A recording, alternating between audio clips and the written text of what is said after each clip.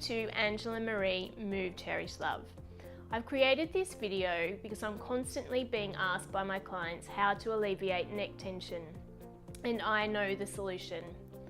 This really matters to me because neck tension is something I've suffered from throughout my life, and I know how frustrating it can be.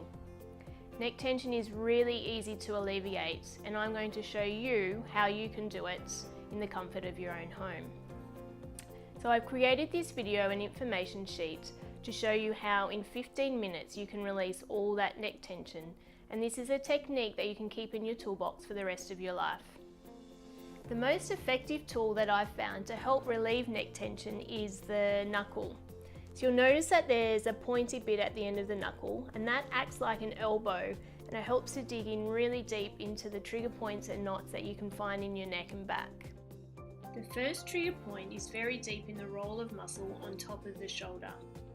It's important to know that this is a major cause of pain at the base of the skull, which may be felt as either a headache or a sore neck. Take the knuckle and with the pointy bit, using the opposite hand, massage the top of your shoulder in a circular motion. The second trigger point can be found in several places along the inner edge of the shoulder blade, about halfway up. This extremely common but easily missed trigger point refers pain to the base of the skull, like the trigger point in the top of the shoulder. Take the knuckle and with the pointy bit, place it on the inside of your shoulder blade, and the flat part of the knuckle goes up against the wall. So we're moving in a circular motion over the trigger point. Have the pointy bits of the knuckle pointing downwards towards the floor. You can adjust the knuckle until you find the right spot, and you'll know it when you hit it. So move the knuckle around to the 3 different trigger points. The trigger point that is higher up your shoulder blade, have the pointy bits of the knuckle pointing towards the ceiling to help counterbalance the movement of the circular motion. The third trigger point occurs next to the top of the inner border of the shoulder blade in the broad middle part of the trapezius muscle. It causes a burning kind of pain nearby alongside the spine. The fourth trigger point is in the levator scapulae muscles, which are in the side of your neck, and they cause pain and stiffness right in the angle of your neck. These trigger points are what keep you from turning your head to look behind you when you're reversing in your car. You may not be able to turn your head at all towards the side that has a trigger point. When stress and bad posture habits keep your shoulders up, you can be sure that the levator scapulae muscles are doing much of the work and are super overactive. Take the pointy part of the knuckle and place it on the top of the inside of your shoulder blades. So you're moving around in a circular motion.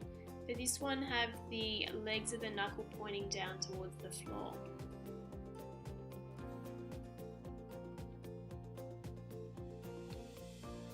To get into the fourth trigger point, turn the knuckle around so the legs of the knuckle are pointing up towards the ceiling.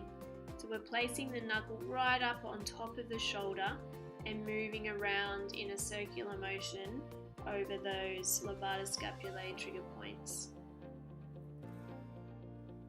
The fifth lot of trigger points are actually around your shoulder, and I find if you release these trigger points off, it really helps to relieve tension further up around your neck.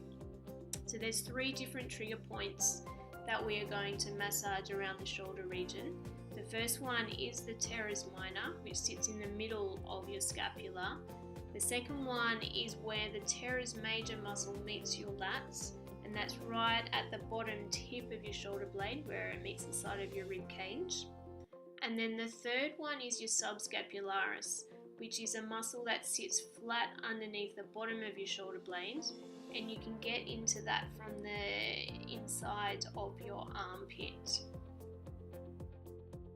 To find the teres minor muscle, reach behind with your opposite hand to find the middle of your shoulder blade.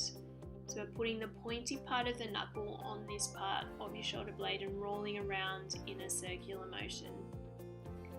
The second one is where the teres major meets your lat muscle. So run your fingers along the inside border of your shoulder blade to the pointy tip and then pop the point of the knuckle where the pointy tip of your shoulder blade meets the side of your rib cage.